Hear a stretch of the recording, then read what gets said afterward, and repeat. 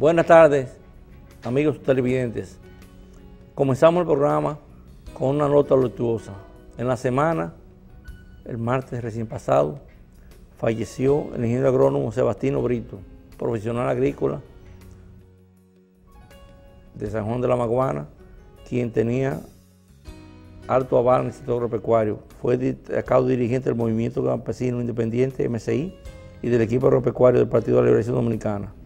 Ocupó la presidencia de la Asociación Nacional de Profesionales Agrícolas y fue diputado del Congreso Nacional por San Juan de la Maguana. También era coordinador del Foro Nacional Agropecuario FONAGRO.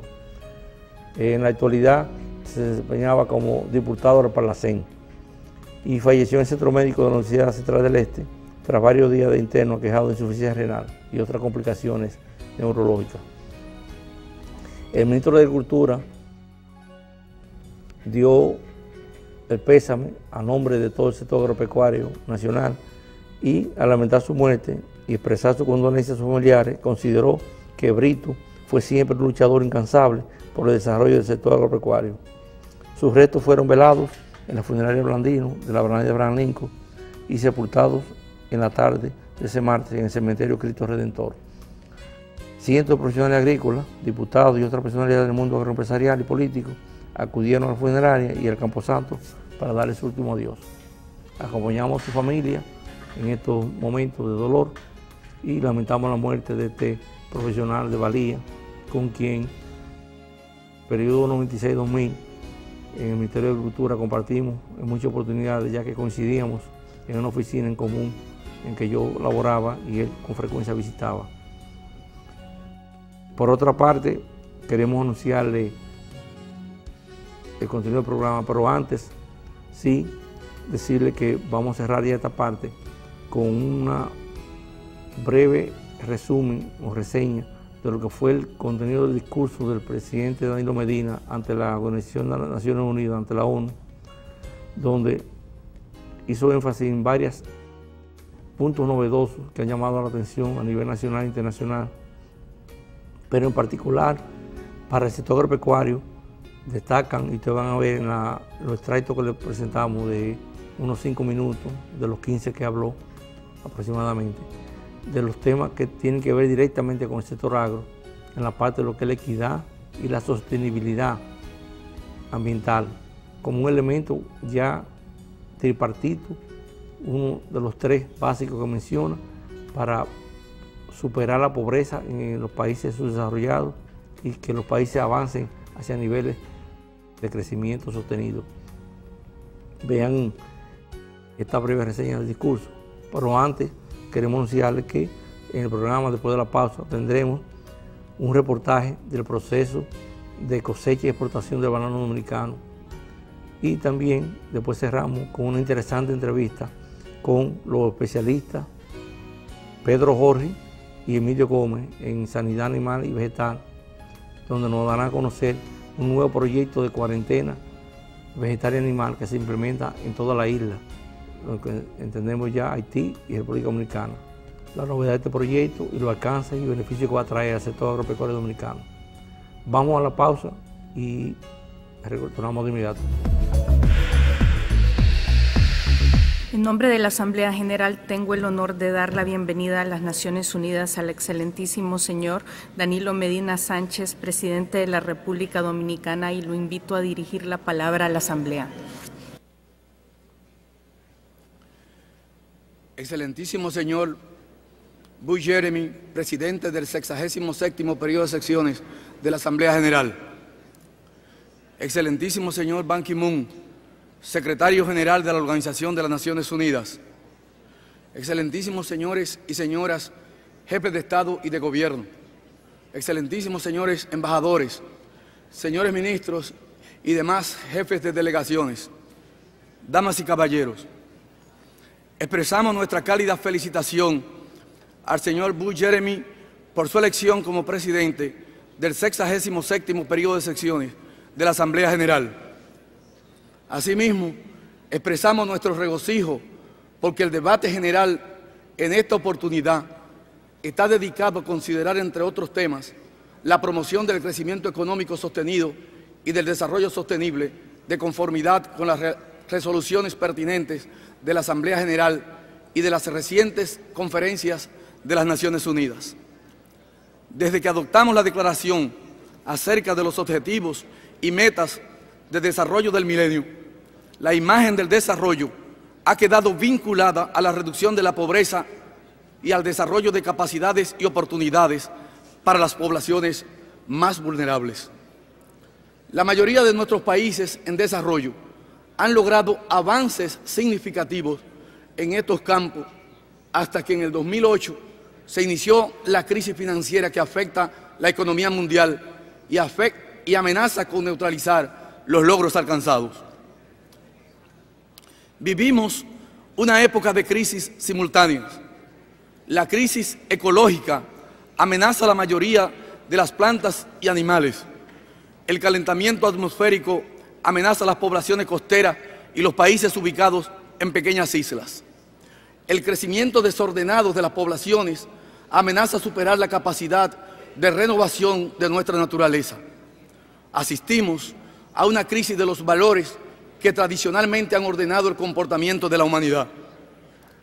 La guerra y los conflictos armados amenazan el derecho a la diversidad cultural, ideológica y política y a vivir en paz y con solidaridad. Nosotros, los países en vías de desarrollo, no ocasionamos la crisis financiera mundial.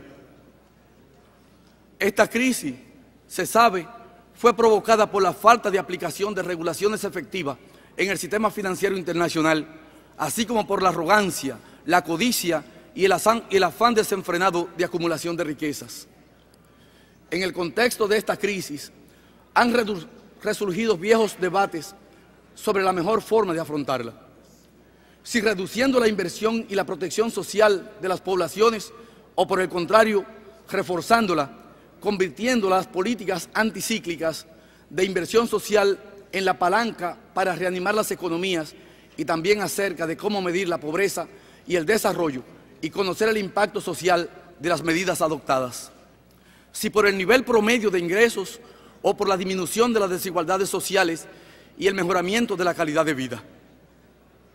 Los países del tercer mundo, cuyas economías han tenido un mejor desempeño y mostrado menor vulnerabilidad en este contexto de crisis mundial, han sido aquellos que comprendieron oportunamente que invertir en la formación de capital humano, en el mejoramiento de la calidad de vida de sus poblaciones, es el mejor camino para reducir dicha vulnerabilidad y mantener el crecimiento económico.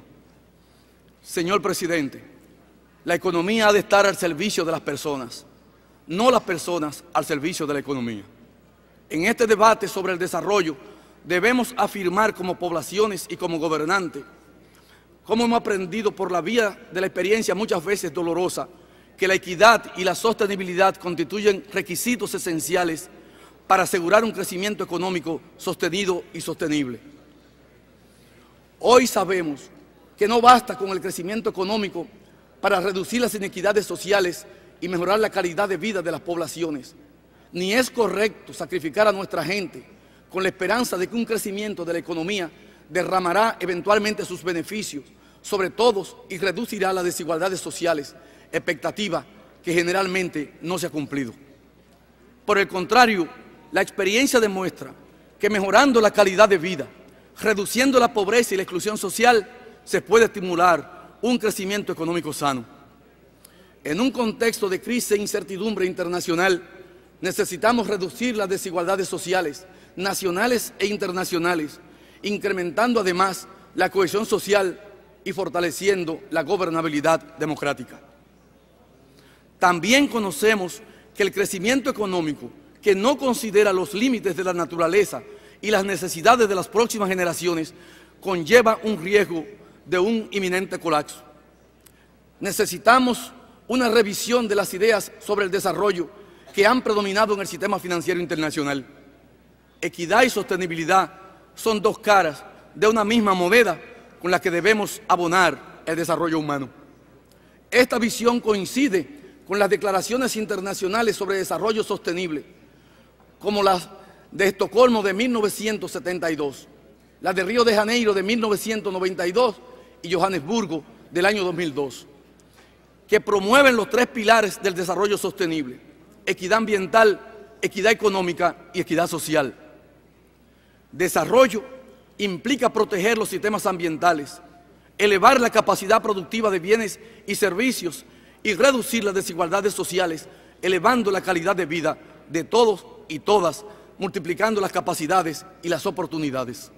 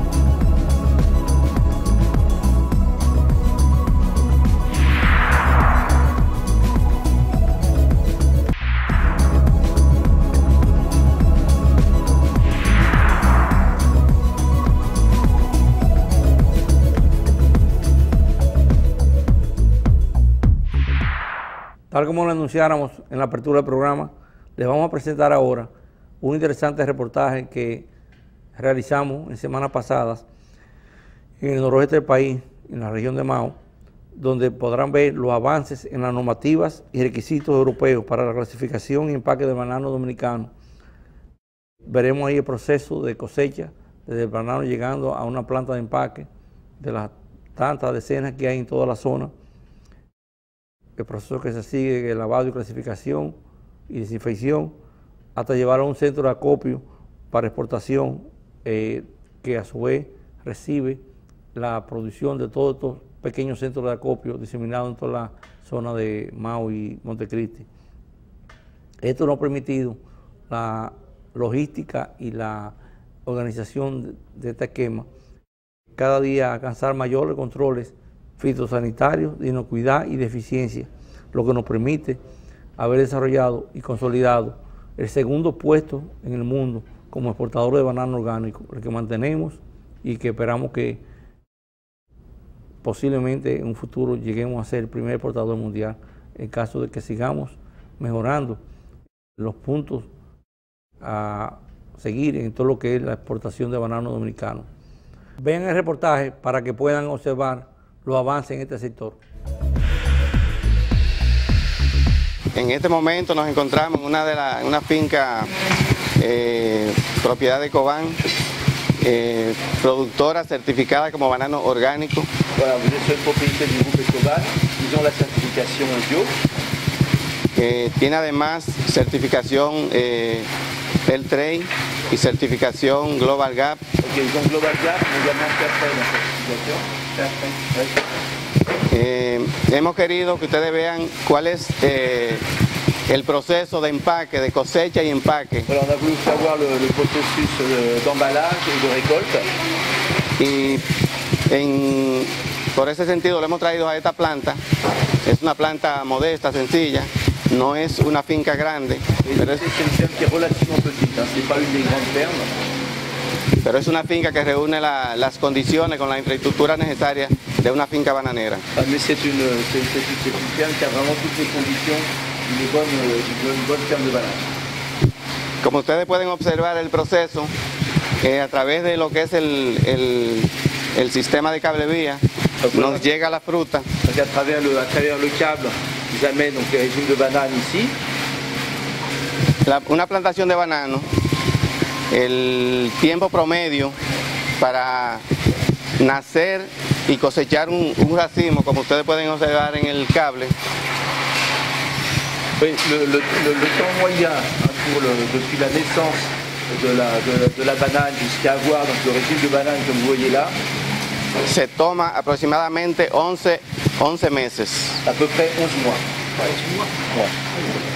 Una vez nacido el racimo, ese nació esta semana, ese que se ve ahí. Sí. Celui-là, il a une semaine.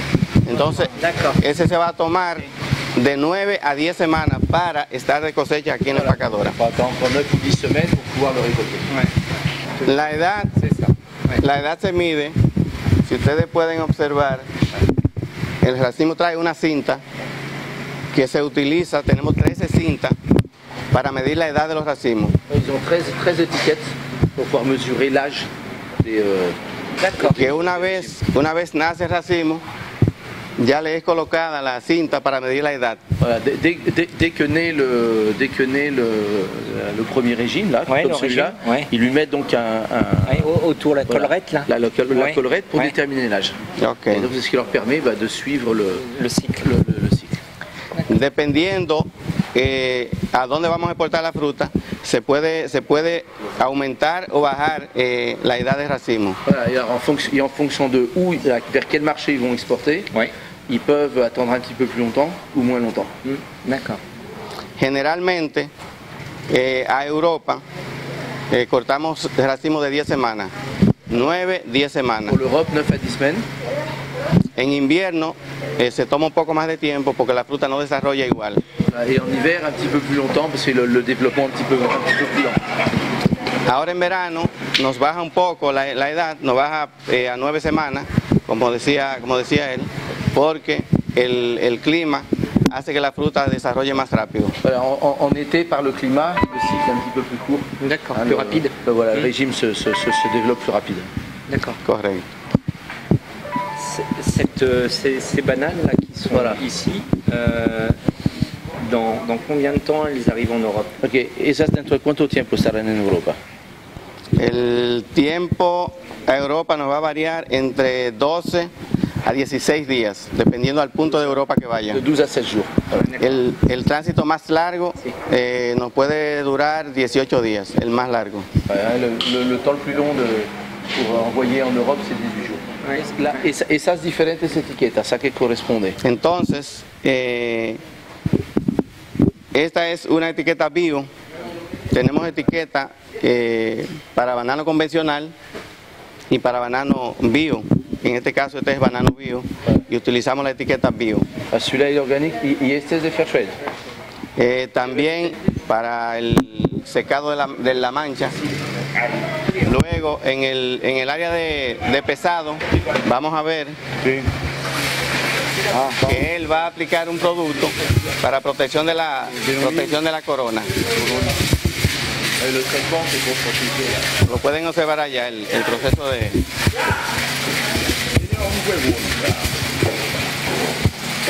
Nel mercato mondiale europeo, qual è la differenza di prezzo della banana di Tanzania come così? Diferencia de precio puede andar entre 2 a 3 dólares. Del bio con el respecto al convencional. Okay. ¿Y con el Fairtrade? El Fairtrade tiene un precio estándar que lo establece FLO. Okay. Y también tiene una diferencia de precio de aproximadamente el orgánico normal cuesta más o menos $1 menos que el Fairtrade. Ok, el Fairtrade está O más. sea, el Fairtrade tiene $1 por encima de precio. Il y a à peu près entre 2 et 3 dollars de différence. Aparte de la prima, sí, aparte de la prima, eso es el precio de fruta solamente. Fairtrade, il y a encore de 1 dollar et La cantidad de libras de fruta que ponemos en cada una de las cajas son 40 libras, pero de 40 livres en principe. al momento de pesar la fruta, ustedes pueden ver que tiene un grado de humedad. Entonces, para asegurarnos de que al cliente le lleguen las 40 libras, que es el peso normal, le ponemos 2 libras de tara para lo que puede bajar.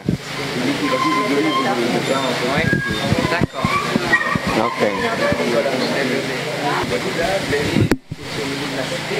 Entonces lo que se echa en el pesaje de la fumigación ya es para prevenir hongos y... La fumigación que tuve ahí en el área del pesado, eso es para un fungicida que evita el desarrollo de hongo ya en la herida. Sí. En este momento estamos haciendo 2 tipos de empaque. El mercado europeo en los últimos tiempos hay una tendencia de llevar fruta de segunda calidad. En este momento, la caja que estamos empacando es una caja de segunda calidad. Y por eso ustedes pueden ver algunas manchas, que en aquella debe ser verde. Aquí se permiten algunas manchas, excepto si hay un golpe, no se permite golpe, en ningún tipo de empaque se permite golpe.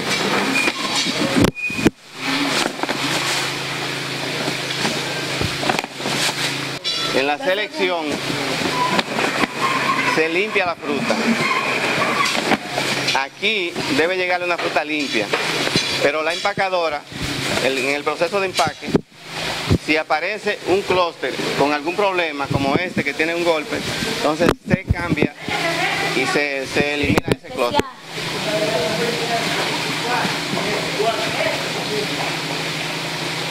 La bolsa tiene un papel. Por ejemplo, utilizamos dos tipos de bolsa para empaque, que es el Bagna-Bag, que es un plástico con alguna característica que no permite el intercambio de aire. Y utilizamos el Polypack, que sí tiene intercambio de aire porque tiene perforaciones. En este caso, la fruta que va a Europa, estamos utilizando para el empaque lo que es el Bagna-Bag. Bueno, en este caso estamos utilizando Polypack. Sí, este Polypack. Algunos clientes están utilizando el Bagna-Bag solamente para la premium. Ok.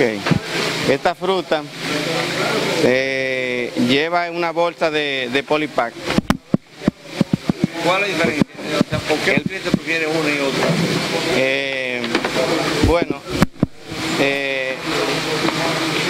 dependiendo del tipo de infraestructura que tenga el cliente en Europa, para el proceso de maduración, utilizan el Polypack porque el Polypack, permíteme un Polypack, ese Bagna-Bag. El Polypack tiene una perforación, ustedes la pueden ver aquí, que le permite, esa caja la maduran con el mismo empaque que llega de nosotros, ¿verdad? Entonces la mandan a la cámara de maduración en ese mismo empaque. Entonces, estos agujeros que tiene el Polypack le permite el intercambio del gas de maduración en la cámara. La segunda etapa de lo que es el proceso. Este es el centro de acopio de Cobán, lógicamente. Sí.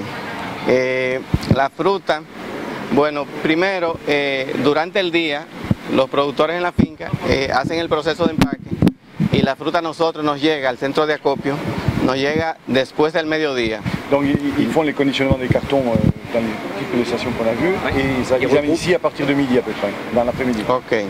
A partir del mediodía nosotros comenzamos a recibir fruta porque ya se ha generado producción en la finca y nos comienza a llegar a nosotros. Donc, pero son las frutas ya en cartón. La fruta que ustedes vieron allá. Donc là ils vont commencer à retravailler avec les cartons pour les mettre en conteneur, je suppose. Como ustedes vieron, en la finca todavía hay pocas cajas. Al mediodía, que hay un volumen ya más o menos importante, entonces la finca lo envía al centro de acopio. Vous avez vu que là-bas il y a peu de cartons en fin de compte qui étaient préparés déjà.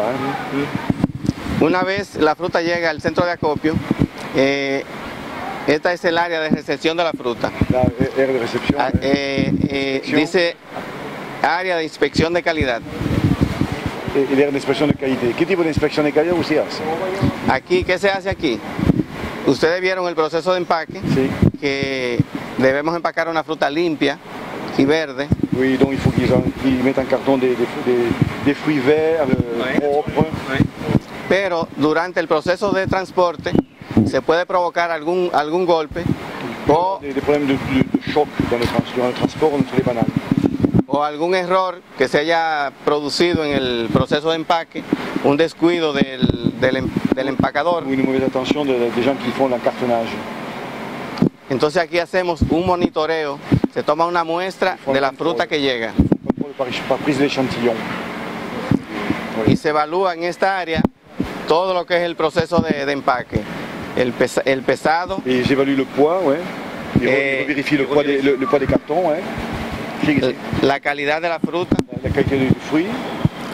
Y si la fruta pasa, tenemos un promedio de calidad, que si la fruta está por debajo de ese promedio, donc ils ont une règle de qualité standard. Si c'est en dessous de la qualité, entonces es retenida o devuelta al productor. Se repart aux stations de producteurs.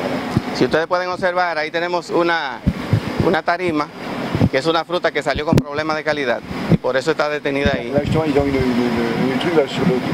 Una vez la fruta pasa del área de evaluación de calidad, que pasa la evaluación, entonces viene a esta área aquí, que es donde ya finalmente se recibe la fruta con un documento que dice del productor que viene, una factura, ¿verdad? Donc on reçoit les cartons ici, accompagné du genre de facture du producteur, celui qui a mis un carton, qui a été inspecté, ça arrive ici, l'ensemble des cartons prêts à être containerisés avec une facture de qui l'a fait, c'est ça. La factura indica, lógicamente, el nombre del productor y algo que no vimos allá.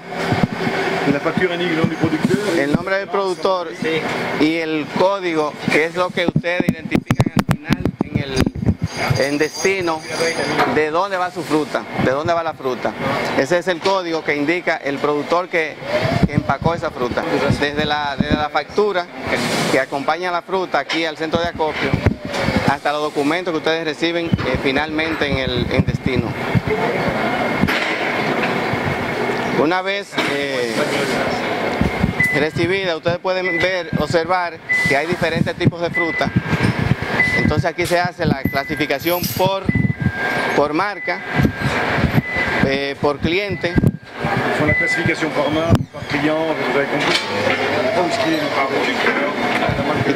Y como ustedes vieron en la finca, en el empaque, que habían dos o tres tipos de fruta, también se hace la clasificación por tipo de fruta. Y on fait la clasificación por tipo de fruit, ça vous allez luego de eso ya ustedes ven que se hace lo que es el entarimado, donde la caja para facilitar lo que es la logística de transporte hacia el contenedor se monta en la tarima. Ya ustedes ven tarimas listas como esta. des palettes avec les cerclages et les coins qui mettent. Aquí podemos hacer el máximo que ici c'est quoi? 12, 15, depende cómo esté el volumen de cajas. Ils ont fait jusqu'à 12-15 conteneurs par jour. Pero tenemos capacidad para un buen volumen. No, está bien. Ya comenzamos a clasificar ese contenedor donde va esta fruta. Si ustedes observan,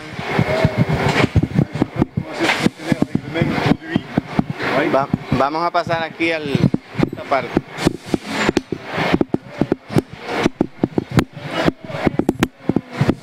¿Cultivo propio o se compra de otros productores? No, la compañía tiene una red de productores. Vale. Tiene fincas propias, pero tiene una red de productores que suplen la fruta. Pero si un día falta producto, ¿compra afuera? Sí, se compra afuera. Se compra afuera.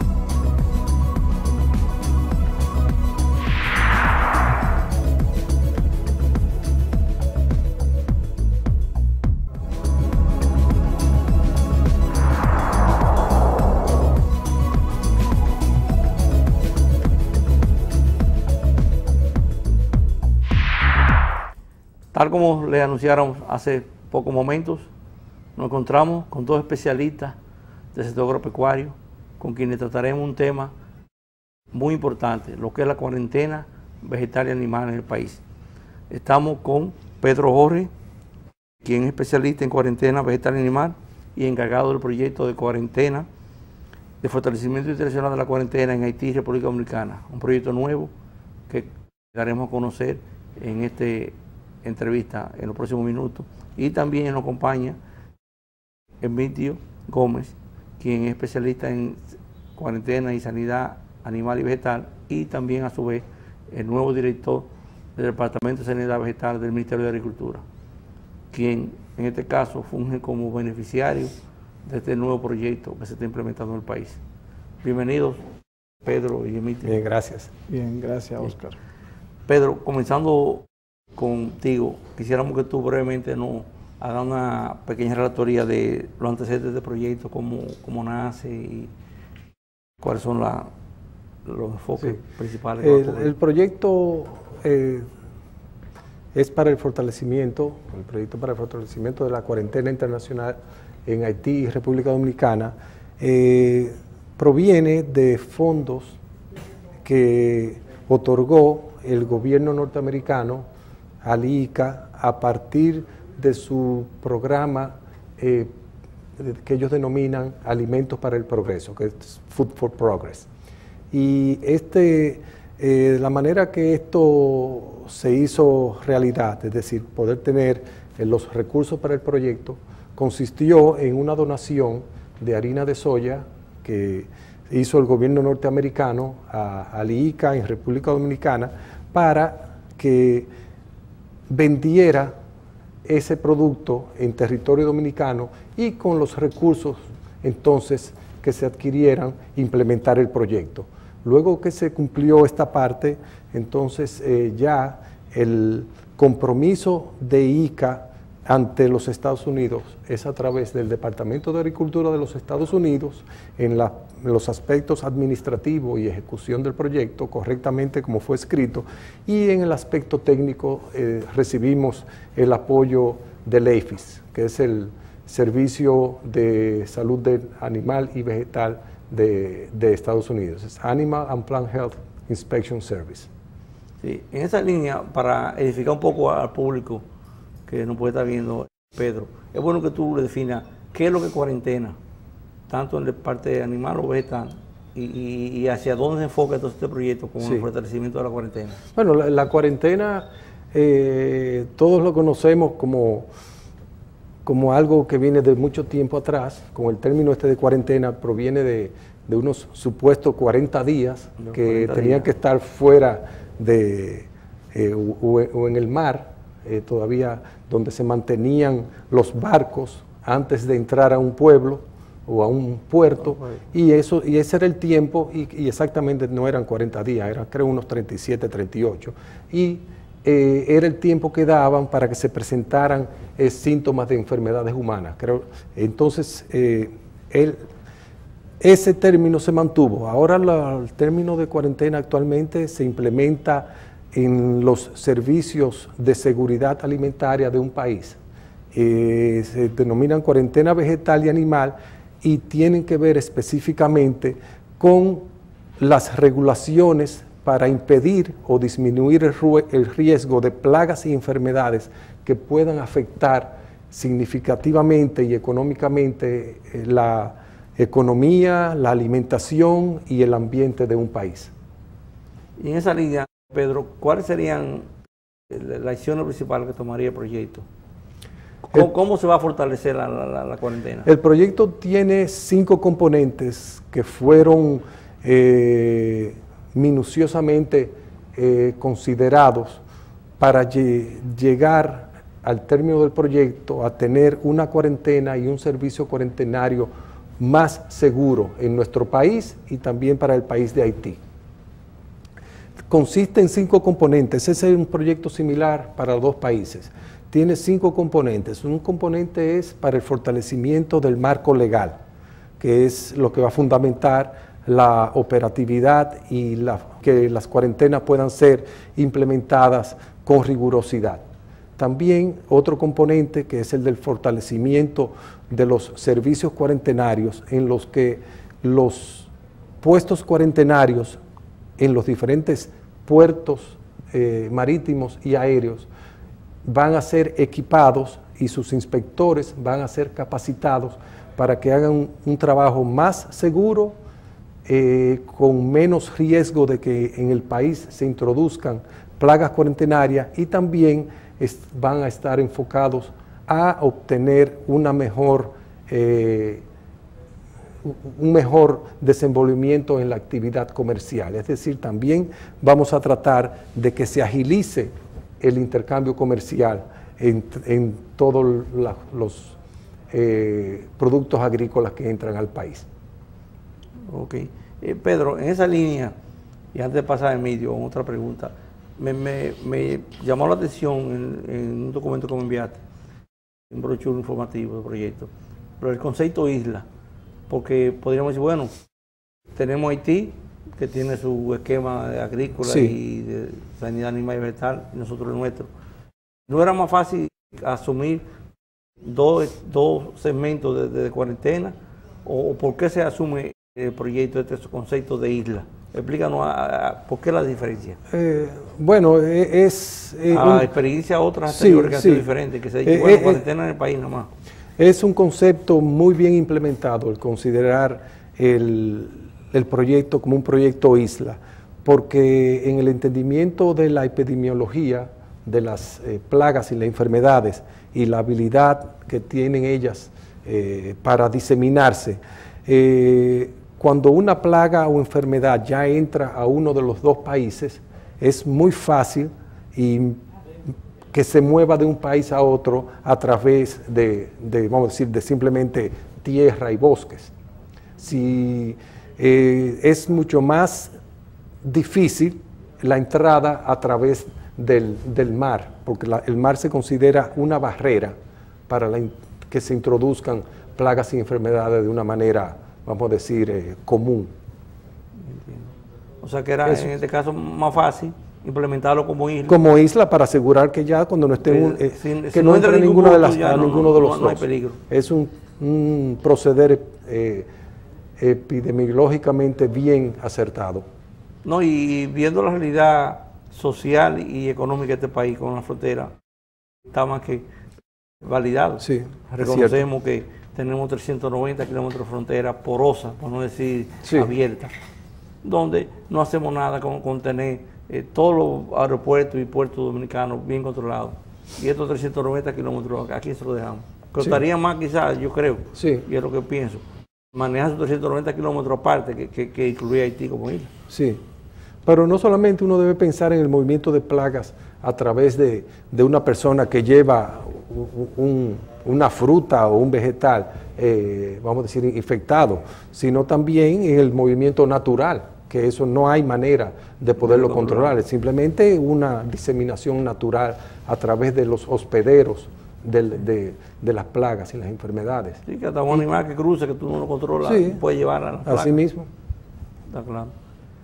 Pero en esa misma línea me gustaría, Emilio, que tú dieras un ejemplo de cosas que han pasado ya y que yo creo que vamos a evitar con fortalecimiento de un sistema cuarentenario, porque creo que hay ejemplos que son negativos en el sentido de que no han traído perjuicio económico grave, y en ese sentido es bueno recrear eso un poco para que así la gente valore y vea cómo este proyecto va a venir a dar una situación nueva que va a evitar dentro de lo posible, y eso es lo que se espera. El objetivo, yo creo, del proyecto, Pedro, es de que eso que ha pasado antes pues no vuelva a ocurrir. Bueno, fíjate que en términos de plagas cuarentenarias, plaga categoría A1 o plagas exóticas, en los últimos 20 años podríamos decir que en el país se han reportado al menos una decena de especies diferentes y no tenemos bien claro cuál ha sido el punto de entrada. Sencillamente ya hoy la estamos manejando con éxito dentro de lo que es el Departamento de Sanidad Vegetal del Ministerio de Agricultura, pero lo que decía Pedro, y este proyecto da una respuesta de manejar la isla como una cuarentena total, es muy importante porque si Haití está protegido de plagas exóticas, pues la República Dominicana lo va a estar también y viceversa. Sí. Porque tú lo has dicho, tenemos una frontera que en ese sentido es frágil. Tenemos cuatro puestos fronterizos, que son donde hay controles en doble vía y tienen que estar ahí, pero realmente tenemos otros intercambios fuera de esos puestos fronterizos, que bien lo sabemos, en comunidades que son vecinas, que solo tienen una línea imaginaria. Y realmente, cuando estamos protegiendo la isla a nivel de puertos y aeropuertos, pues estamos protegiendo a ambos países. Y eso nos daría una mayor seguridad tanto a la República Dominicana como a la República de Haití. Sí, porque un ejemplo que yo te planteo, Emilio, en la misma plaga ya ahora estamos pasando los efectos de ellos y estamos recibiendo perjuicio económico, que es el Juan Lombín en los cítricos. Prácticamente dicen que entró por la zona de Puerto Plata, pero no se sabe en qué punto, si pudo haber sido desde Cuba o vía Haití, si vamos a tener que hacer un sistema cuarentenario eficiente en ese momento, quién sabe si evitamos entrar a esa plaga. Sí. Es así, un ejemplo que te pongo yo por sí, decir uno sí, reciente. Porque fíjate, Juan Lombín, la epidemiología de una plaga, cuando se reporta, no hay una claridad en qué momento, en qué fecha llegó al país. Pero eso toma un tiempo. Puede tomar 6 meses, puede tomar hasta 1 año, de acuerdo a la naturaleza, a la biología de la plaga. Sí. En el caso de Juan Lombín, pues nosotros teníamos años anteriores al reporte de la enfermedad que es causada por una bacteria, ya presente el vector, la diaforina citri. Pero el vector solo por sí no era un problema. No era un problema. Entonces, cuando se reporta ya la enfermedad como tal, que se ven los síntomas en limones criollos, eso podía haber sido 6 meses antes que entró alguna planta infectada del Juan Lombín. ¿Por dónde entró? Bueno, todo se cae en el campo de las especulaciones del punto de entrada. No podemos, lo único que sabemos es que la tenemos y que tenemos que manejarla y que eso significa un costo de inversión para el Estado, para los productores y ya agregado al costo de producción normal que tenía ese cultivo, en el caso de los cítricos. Y Sella en particular, porque está en contacto con muchos productores de limones medianos y grandes que están pensando ya y otros tomando decisiones de eliminar las plantaciones porque dicen que ya lo ven como una amenaza permanente, que les va a implicar un costo que no pueden asumir y que prefieren mejor ir pasando a otro cultivo. Conocí a una persona que llegó a estar exportando, ya con buena perspectiva hacia Europa, y ha tomado la decisión y está lo que está sembrando ahora plátano, eliminando las plantaciones de limón. Sí. O sea, fíjate cómo una plaga de ese tipo, qué daño nos perjudica. Sí. Hay un ejemplo, por ejemplo, que no sé ahí cuál de lo puede contestar. Y yo diría, me haría esta pregunta, dentro de lo que es todo pecuario, es de penoso recordar la enfermedad que tuvimos en los años 80 con la peste porcina africana, que diezmó la población de cerdo del país. Hubo que hacerlo ya como una medida extrema. Podríamos decir, Emilio, no sé, Pedro, que sería la respuesta exacta, que si implementamos este proyecto, al final de este proyecto podamos tener un sistema que evite que plagas de ese tipo vuelvan a penetrar. O sea, ¿qué tanto nos va a guarnecer, a fortalecer? Nosotros esperamos realmente incidir sobre el nivel de riesgos de introducción de plagas y enfermedades. Ya el término evitar por completo ya no se utiliza, lo que se utiliza es disminuir los riesgos de probabilidad de entrada. Aminorarlos. Porque siempre hay una posibilidad y uno lo que hace es disminuir esa posibilidad lo más posible. Un tema que es muy importante en esto de entrada de plagas y enfermedades son los pasajeros en los aeropuertos, los que vienen como turistas, los que vienen de viaje, que entran y salen del país, que muchas veces traen un material vegetal, hasta traen unas semillitas, traen algo, flores que quieren sembrar, alguien que siembra café y probó un café y estaba visitando una finca y trae café. Esas son las personas que uno debe quizás tratar de crearle un nivel de conciencia bien alto sobre el gran riesgo que se toma o que ellos acarrean para el país cuando introducen un material vegetal que luego va al campo. Y esto depende mucho de ellos, porque el sistema de inspección en este sentido puede ser, vamos a decir, violado y no poder hacer llegar a esa persona que entra simplemente, puede llevar algo en la cartera, son cosas pequeñas o algo en un bulto. Ese es algo muy importante y queremos en el proyecto también incidir sobre esto porque tenemos el componente de un sistema de divulgación donde pensamos integrar a todos los que intervienen en la cuarentena, los puertos, las autoridades portuarias, las autoridades también de los aeropuertos, y tenemos un prediseño de un programa para llegar a los pasajeros también, de concienciación y de reconocimiento de lo que ellos pueden hacer por el país. Educar a los pasajeros, educar a los importadores, que es un trabajo de todos, la cuarentena, no es un trabajo solamente de las autoridades. Entiendo. No, es muy importante. Yo creo que antes de acabar la entrevista no quería perder la oportunidad que tengo aquí a Emilio, y son importantes darle a conocer al público que ya Emilio hace una semana asumió la dirección del Departamento de Sanidad Vegetal del Ministerio de Agricultura, donde ustedes recuerdan que aquí lo entrevistamos antes y estaba como director del programa de frutas y vegetales orientales, básicamente con énfasis en La Vega, donde por el éxito del programa ya hemos logrado reducir las detenciones hacia Estados Unidos principalmente y Europa en un grado mínimo, prácticamente cero, producto de las acciones que él ha explicado en otras entrevistas en este programa. Pero en esa línea, Emilio, quisiéramos que tú le explicaras al público así en pocas palabras tu llegada al departamento, qué implica, ya tiene cosas que pueda anunciar, un nuevo esquema, proyectos nuevos que sean interesantes conocer, aunque sea una entrevista futura, que podamos detallarlo. Sí, bueno, Oscar, puedo decirte que en el departamento, en un mes y días que tenemos, pues hemos continuado trabajando con lo que son las actividades propias del departamento, de las importaciones, las exportaciones, como bien el programa de exportaciones de vegetales orientales y frutas frescas. Es un programa del Departamento de Sanidad Vegetal, sí, está claro, que lo seguimos manejando incluso desde el departamento.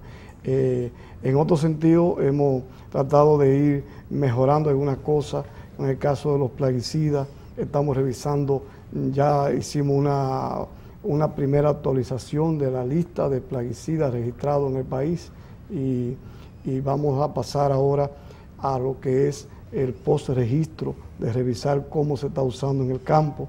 Eso en el pasado fue uno de los problemas de las exportaciones, el mal uso de plaguicidas, las dosificaciones, el tiempo de carencia.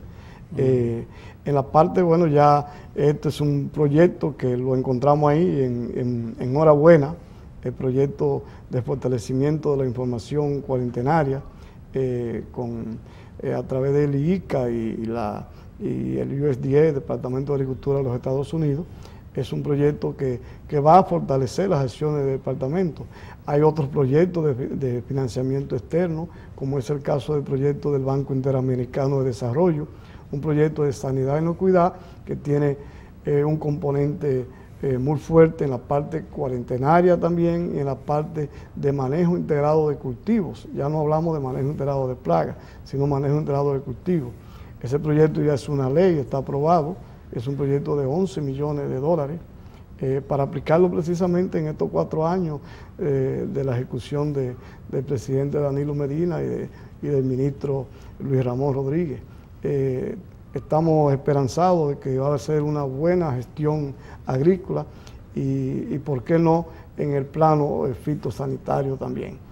Nosotros tenemos un compromiso con el ministro que ha puesto la confianza de que dirijamos el departamento y tenemos un compromiso con los productores nacionales, con los exportadores, tanto los que producen para el consumo nacional, que debemos consumir alimentos sanos, alimentos de calidad, como también fortalecer los mercados.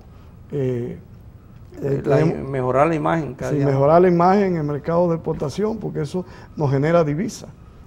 Y esas divisas son importantes. Tenemos zonas, como es el caso de La Vega, la zona de La Vega, que depende de las exportaciones de esos vegetales. Es decir que tenemos un reto por delante, y también en una próxima oportunidad ya podemos detallarte más de las acciones que estamos ejecutando y de los planes futuros que tenemos dentro de la Dirección de Sanidad Vegetal. No, es importante. Yo creo que con proyectos como los que tú anuncias, proyectos que ya va a manejar el ICA, que Pedro ya nos ha abordado y nos ha explicado en detalle, de fortalecimiento del sistema cuarentenario en toda la isla, yo creo que vamos dando los pasos a crear una nación con potencialidad agroexportadora permanente y de producción local, con suficiente inocuidad y sanidad para los consumidores locales, como tú dices, y también, lógicamente, colateralmente y en paralelo, mejorando cada día más nuestra imagen ante los compradores internacionales como nación que proveemos o isla productos de alta calidad e inocuidad. Los felicito a ambos por tanto ustedes al ministerio como ser los receptores de los beneficios de este programa y ustedes los ejecutores. Me gustaría mencionar algo más.